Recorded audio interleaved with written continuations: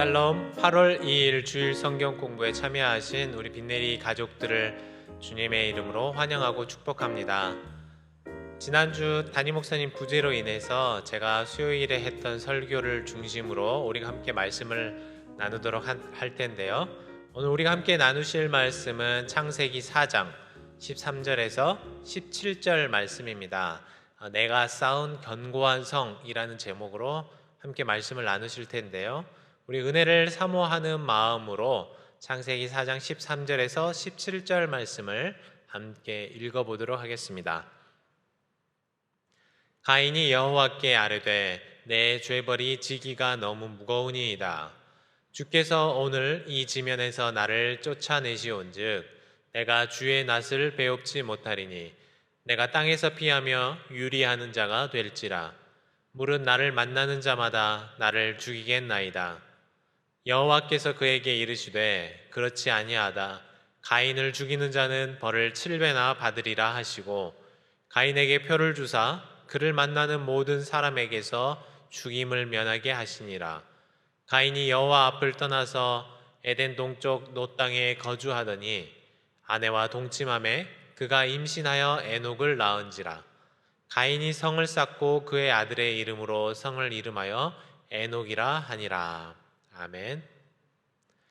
네, 우리가 오늘 함께 읽은 말씀 창세기 4장 13절에서 17절 말씀을 중심으로 내가 견고한 성이라는 성경 공부를 진행하도록 할 텐데요. 먼저 마음 열기 질문을 함께 나눠보도록 하겠습니다. 어릴 적 시골에 살다가 도시로 나와서 놀랐던 경험이 있다면 나눠보세요. 네, 우리 어렸을 적의 기억들, 또 혹은 미국으로 이민 와서 받았던 또 여러 가지 변화와 놀라운 그런 충격적인 경험들이 있다면 이 시간에 서로의 생각과 경험을 함께 나누어 보시기를 바랍니다.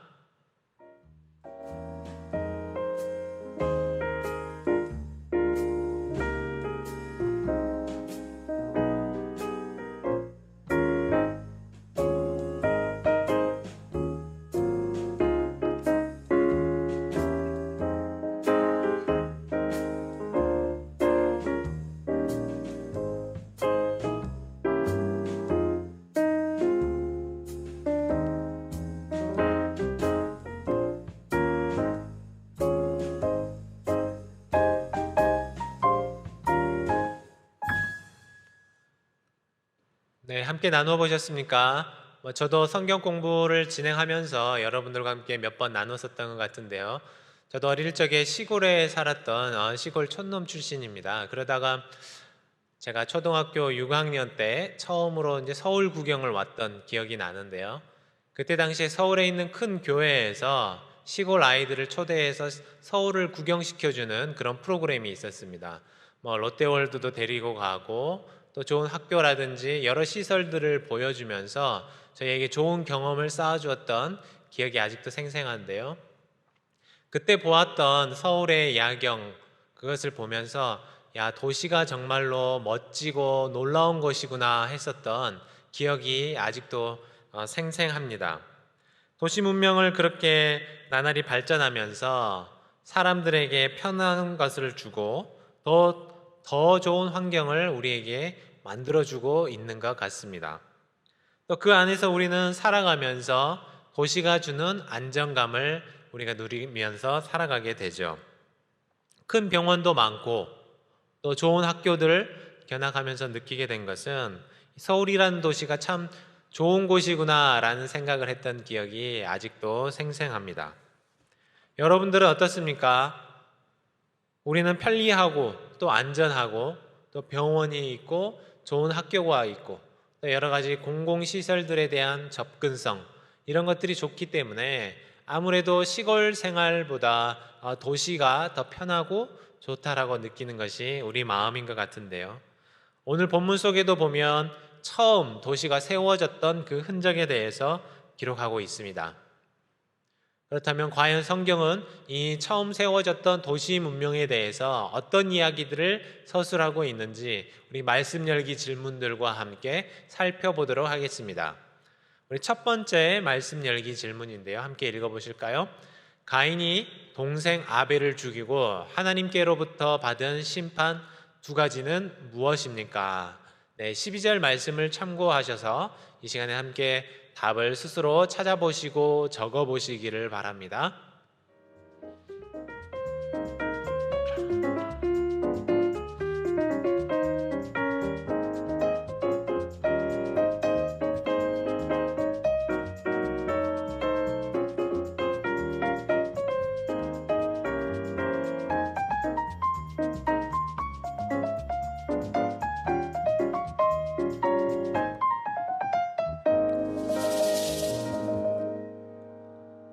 네, 한번 적어 보셨습니까? 네, 답을 두 가지를 정리해 보자면 하나는 땅에서 저주를 받는 것, 그리고 또 한 가지는 유리하는 자가 되는 것이었습니다. 가인은 성경에 기록된 것에 따르면 인류 최초로 살인을 범한 범죄자가 되었습니다. 가인의 부모였던 아담과 하와는 물론 그 아담과 하와도 죄를 지었지만 어떻습니까? 그 와중에 가인과 아벨을 낳고 나서 생명을 주시는, 또 생명을 이어가게 하시는 여호와 하나님을 기억하고 그 베풀어 주신 은혜와 보호하심에 감사했었던 것이 가인의 부모 아담과 하와였습니다. 그러나 가인은 어떻습니까? 나의 제사가 드려져 하나님께서 받아주시지 않으셨다는 그 분노, 그것을 참아내지 못하고 자신의 동생이었던 아벨을 죽이는 끔찍한 죄를 범하고 말았습니다. 사실 우리는 이 가인이 아벨을 죽였던 사건들을 보면서 가인이 충동적으로 이 일을 저질렀다고 생각할 수 있지만 성경을 자세히 살펴보시면 사실 그렇지 않습니다. 처음 마음속에 분노가 생겨나고 나서 가인이 아벨을 죽이기까지 굉장히 계획적으로 이 살인사건이 진행이 됐다는 것을 알 수 있는데요. 어쨌거나 생명의 주관자가 되시는 하나님께서 이 끔찍한 일을 그냥 두고 보실 수는 없으셨습니다. 그래서 하나님은 가인을 벌하시기로 하셨는데요. 그 벌이 바로 두 가지가 성경에서는 기록이 되고 있습니다. 어떤 것들입니까? 우리가 아까 답에서 함께 정리해 보았지만 첫 번째는 땅에서 저주를 받는 것이었고, 그리고 또 한 가지는 유리하는 자가 되는 것이었습니다. 사실 이 두 번째, 제가 두 가지라고 정리했지만 두 번째 벌, 이 유리하는 자가 되는 것은 첫 번째 벌, 이 땅에서 저주를 받았기 때문에 파생적으로 생겨난 어떤 추가적인 형벌이라고 할 수도 있을 것 같은데요. 11절 말씀을 보시면 이런 말씀이 기록이 되어 있습니다. 땅이 그 입을 벌려 내 손에서부터 내 아우의 피를 받았은즉 내가 땅에서 저주를 받으리니 라고 말씀하고 있습니다. 하나님께서 사람을 만드실 때 어떻게 만드셨습니까? 흙으로 사람을 만드셨어요. 아벨도 흙으로 만들어진 사람입니다. 그런데 그 아벨을 죽여서 흙으로 만들어진 아벨의 피가 어디로 흘러 들어간 거예요? 흙으로, 땅으로 돌아가게 만든 것입니다. 하나님은 이 사건을 크게 생각하셨고 이것으로 인해서 그 피를 받게 된 땅에게 저주를 내려서 그 장본인인 가인과 적대적인 관계가 되게 만든 것입니다. 가인의 직업을 한번 생각해 보시죠. 가인의 직업이 무엇이었습니까? 농부였습니다. 농사를 짓는 사람인데 더 이상 농사를 지을 수 없게 된 것입니다. 평생 바라보고 헌신하고 땀 흘리며 바라보고 살아왔던 땅이었는데 그 직장을 떠나야 했던 것입니다. 그래서 생겨난 벌이 무엇인가? 바로 유리하는 자가 되라 라는 것이었죠. 땅에 뿌리박고 땅과 더불어 살아오던 이 가인이 이제는 땅을 등지고 땅을 벗삼아 살지 못하고 떠돌아다니면서 살아야 하는 방랑자의 삶이 된 것입니다. 이것은 먹고 사는 문제도 당장 위험한 일이었지만 나의 안전한 거처, 내가 믿고 쉴 수 있는 나의 거처가 사라졌다라는 말이 된 것입니다. 위험해졌다라는 것이죠. 보호장치가 사라진 것입니다.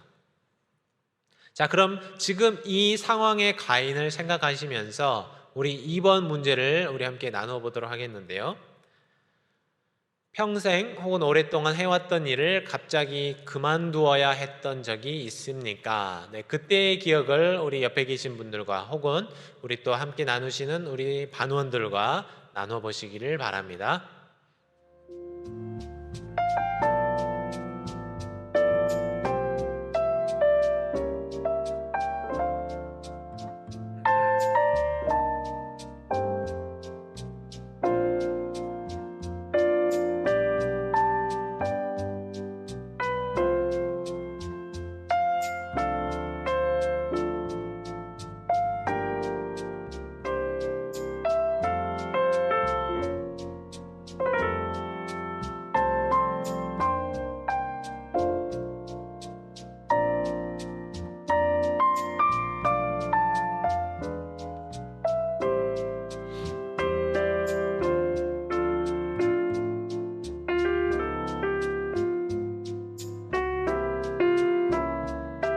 네, 함께 경험을 나누어 보셨습니까? 네, 예전에 우리 한국이 IMF 시절을 겪었던 때가 기억이 납니다. 저는 물론 그때 학생이었기 때문에 뭐 자세한 내용들을 다 알 수는 없지만 그때 당시 뉴스나 여러 가지 신문들을 보면 많은 직장에 다니시던 아버지들이 강제로 명예퇴직을 당했었던 기억이 납니다. 그래서 한순간에 평생 직장을 잃었던 분들이 전전긍긍하시며 대낮에도 뭐 공원에서 시간을 보내신다든가 아니면 뭐 일터 나가서 공사장에 나가서 사이드 잡을 찾으시는 그런 분들이 많이 있었던 것으로 기억합니다. 그때 당시 한국은 이 평생 직장이라는 개념이 있었기 때문에 내가 일하던 곳에서 갑자기 일을 그만두어야 했다라는 것은 그분들에게 정말 큰 충격이 되었을 것이라고 생각하는데요. 그래서 어떤 분들은 심하게 스트레스를 받으시고 스스로 목숨을 끊는 그런 소식들도 많이 접했던 기억이 납니다. 또 그때 당시 어떤 분들은 퇴직금을 모아서 이 먼 곳 미국 땅까지 와서 새로운 생활을 시작하셨던 분들도 많이 계시다고 들었습니다. 물론 이 본문 속에 있는 가인은 그때 당시 우리 아버지들과는 조금은 다른 상황이죠. 자신이 저지른 잘못 때문에 자기의 죄가를 받는 거니까 조금은 다르다고 말할 수 있습니다. 그러나 어쨌든 지은 죄도 있고 거기에 자신이 평생 일구며 살아왔던 터전에서 살다가 떠나야 했기 때문에 가인의 마음속에는 앞으로 생활에 대한 막막함, 그리고 또 사랑하는 자신의 가족들을 어떻게 돌보아야 할 것인가, 어떻게 보호할 것인가, 어떻게 우리가 안전하게 살 수 있을 것인가에 대한 두려움이 있었던 것 같습니다. 그러면 계속해서 우리 3번 질문을 이어서 보시면서 함께 다음 문제를 살펴보도록 하겠습니다. 형벌을 받고 두려워하는 가인에게 하나님께서 주신 것은 무엇입니까? 15절에서 한번 답을 찾아서 적어보시기를 바랍니다.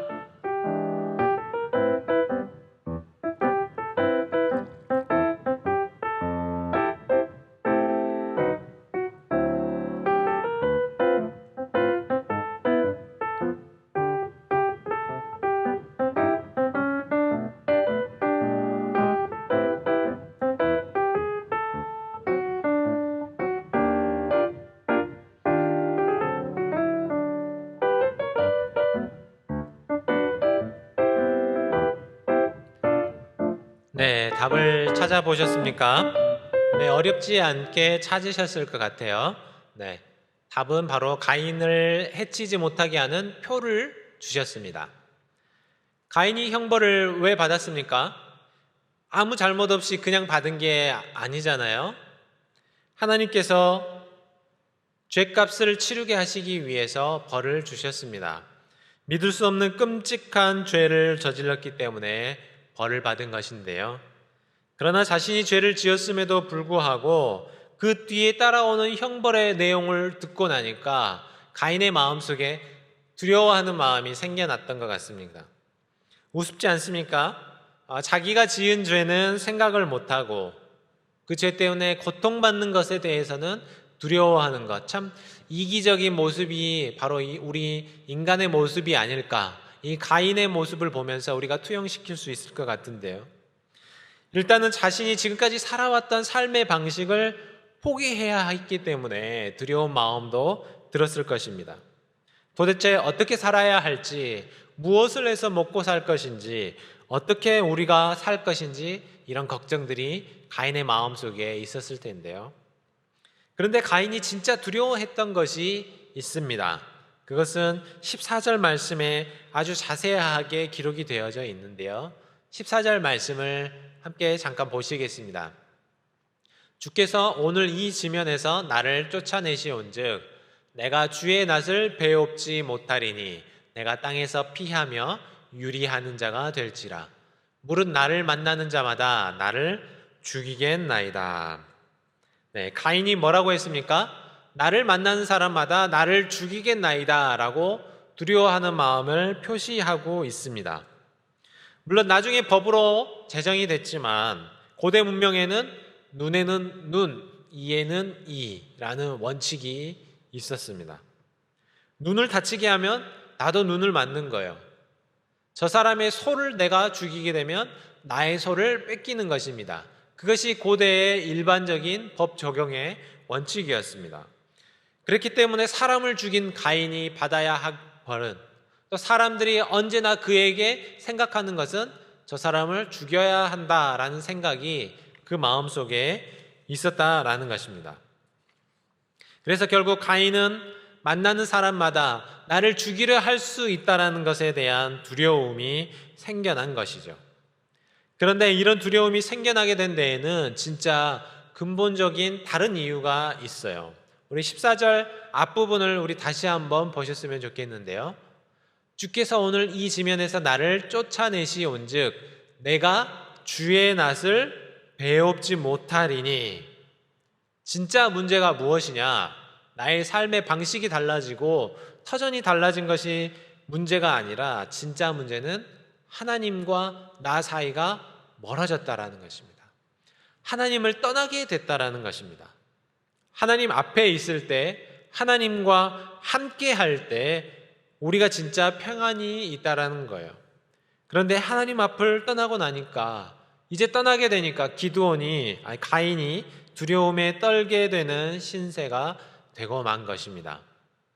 그래서 하나님이 어떻게 하셨습니까? 가인은 분명히 죄를 지었지만 하나님은 여전히 가인에게 은혜를 베풀어 주신 것이죠. 무엇을 주셨습니까?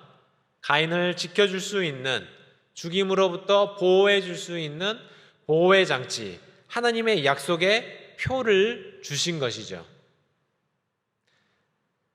어떤 형태인지는 알 수 없지만 성경은 가인이 이 표를 가지고 있으면 하나님은 모든 사람에게서 죽임을 면하게 될 것이라고 약속해 주셨습니다.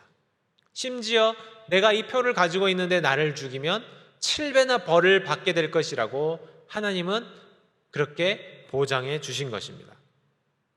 놀랍지 않습니까? 죄를 범한 가인이었지만 하나님께서는 그런 가인에게도 최소한의 보호의 장치를 허락해 주셨던 것입니다. 자, 그러면 여기에 이어서 4번 질문을 우리 함께 보셨으면 좋겠는데요. 내가 잘못했는데도 불구하고 용서를 받고 오히려 은혜를 입은 경험이 있다면 함께 나누어 보시기를 바랍니다.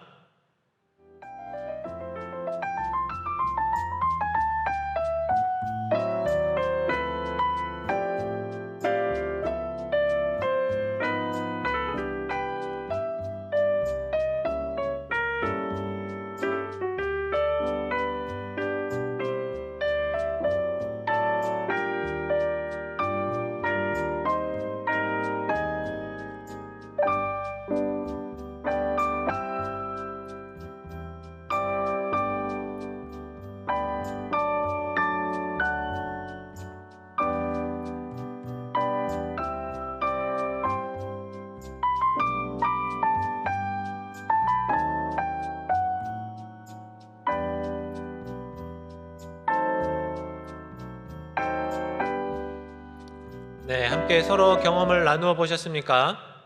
여러분들은 내가 잘못했고 또 벌을 받아야 하는 상황인데도 불구하고 은혜를 입었던 경험이 있으십니까? 우리는 하나님 앞에서 어떻습니까? 우리가 모두 죄인입니다. 가인과 같은 끔찍한 잘못을 저질렀던 것은 아니지만 우리에게는 여전히 하나님 앞에서 죄인이라는 사실을 부정할 수 없는 것이죠. 그러나 하나님이 우리에게 어떤 은혜를 내려주셨습니까? 하나님은 죄인된 우리를 위해서 은혜를 베푸시는데 하나님의 유일한 독생자 예수 그리스도를 십자가에 내주시고 십자가에서 죽기까지 우리에게 은혜를 베풀어 주신 것입니다. 우리의 죄를 다 용서해 주시는 은혜를 우리에게 베풀어 주셨다는 것입니다.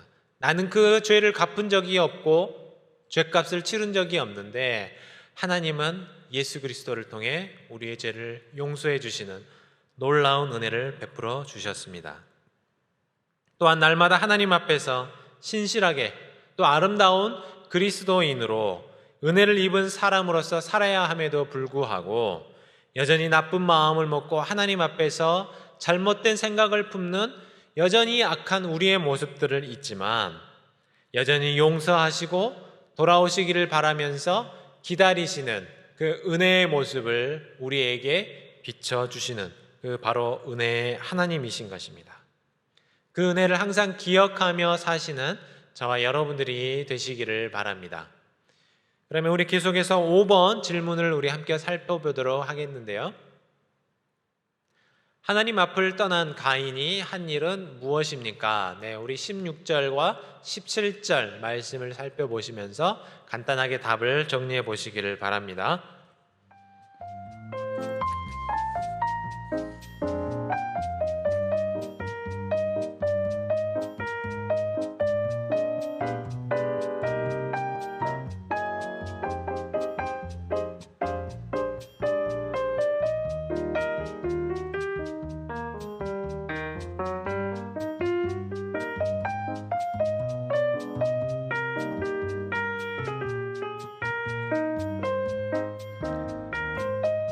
네, 답을 정리해 보셨습니까?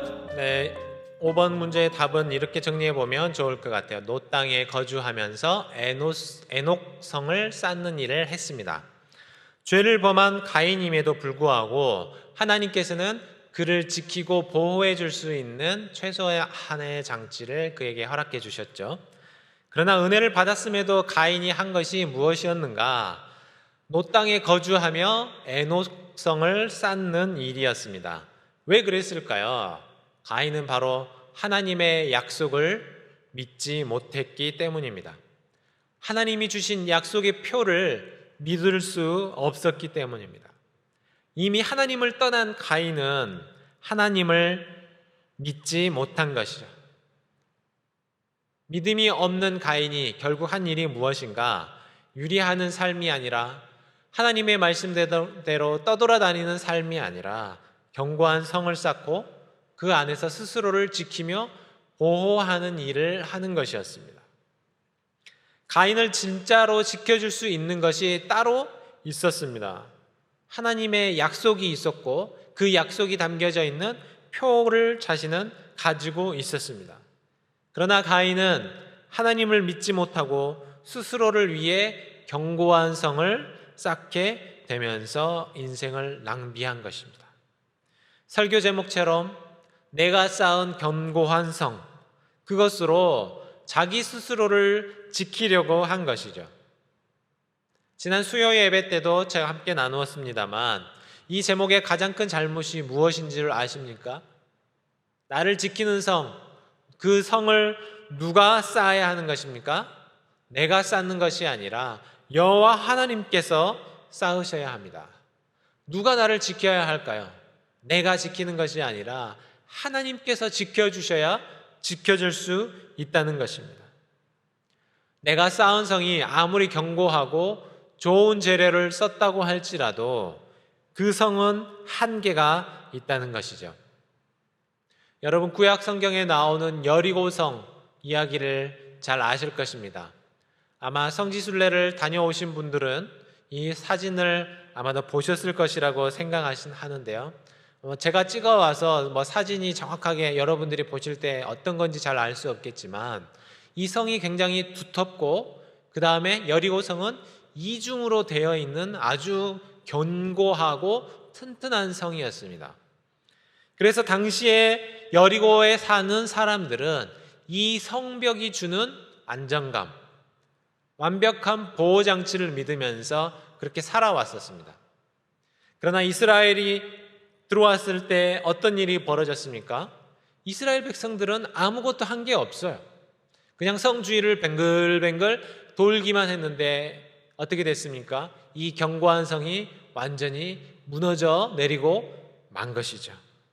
철석같이 믿었던, 우리가 쌓았던 견고한 성이 무너지고 만 것입니다. 내가 쌓은 성은 아무리 견고할지라도 바로 한계가 있다라는 것입니다. 인간이 세운 이 도시 문명이 아무리 화려하고 과학적으로 발전했다고 할지라도, 아무리 좋은 시스템을 구축하고 있다고 할지라도 나를 지켜주는 데는 한계가 있다는 것을 우리는 깨달아야 하는 것이죠. 그래서 우리는 하나님의 보호하심을 믿고, 물론 우리가 해야 할 우리의 몫이 있지만 하나님의 인도하심과 보호하심을 믿고 사는 저와 여러분 되시기를 바랍니다.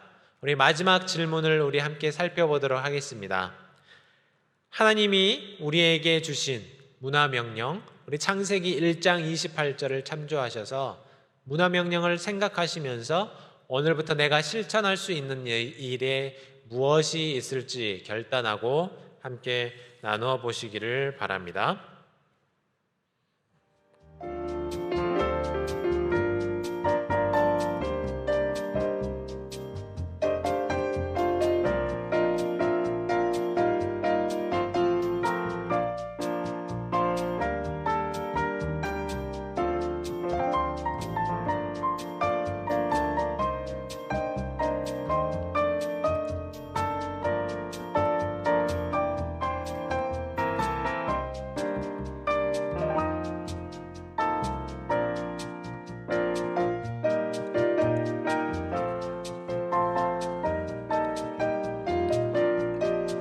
네, 함께 나누어 보셨습니까? 우리는 그동안 이 세상에서 내가 편하기 위해서, 내가 더욱더 안전하기 위해서, 더 좋은 것을 누리기 위해 참 열심히 달려왔습니다. 그러나 하나님이 우리에게 은혜와 복을 내려주셨지만 동시에 우리에게 명령도 주셨는데요. 창세기 1장 28절에 기록된 문화명령이 그것이죠. 생육하고 번성하고 땅에 충만하고 정복하고 그것을 다스리라고 하셨던 하나님의 명령을 우리가 다시 한번 기억하셨으면 좋겠습니다. 우리에게 맡겨주신 만물을, 이 천지 만물, 자연 만물을 하나님의 마음으로 지키고 보호하고 관리해야 하는 책임이 바로 저와 여러분들에게 있다는 것입니다. 오늘 말씀을 생각하시면서 하나님의 인도하심을 믿고 사는 저와 여러분들이 되시기를 바랍니다. 또한 우리가 해야 할, 하나님이 우리에게 주신 그 명령을 기억하면서 사시기를 바랍니다. 오늘 우리 암송하기 말씀 시편 127편 1절 말씀을 우리 함께 읽어보도록 하겠습니다. 여호와께서 집을 세우지 아니하시면 세우는 자의 수고가 헛되며 여호와께서 성을 지키지 아니하시면 파수꾼의 깨어 있음이 헛되도다. 아멘. 기도하겠습니다. 하나님 감사합니다.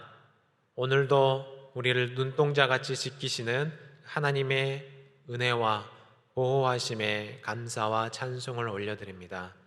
오늘도 하나님은 우리에게 평안을 주시겠노라, 우리의 삶을, 우리의 걸음을 지키시고 인도하시겠노라 약속해 주셨고 인도해 주시지만 여전히 믿음이 부족한 우리는 나 자신을 위한, 내 스스로를 위한 보호장치를 마련하며 사느라 정말 안간힘을 쓰며 살아왔던 지난 날을 돌아봅니다. 하나님, 나의 유일한 성이 되시는, 나의 유일한 보호가 되시며 피난처가 되시는 여호와 하나님을 의지하며 살게 하시고 그 안에서 평안을 누리는 오늘 하루가 되게 하여 주시옵소서. 이 모든 말씀 우리 주 예수 그리스도의 이름으로 간절히 기도하옵나이다. 아멘.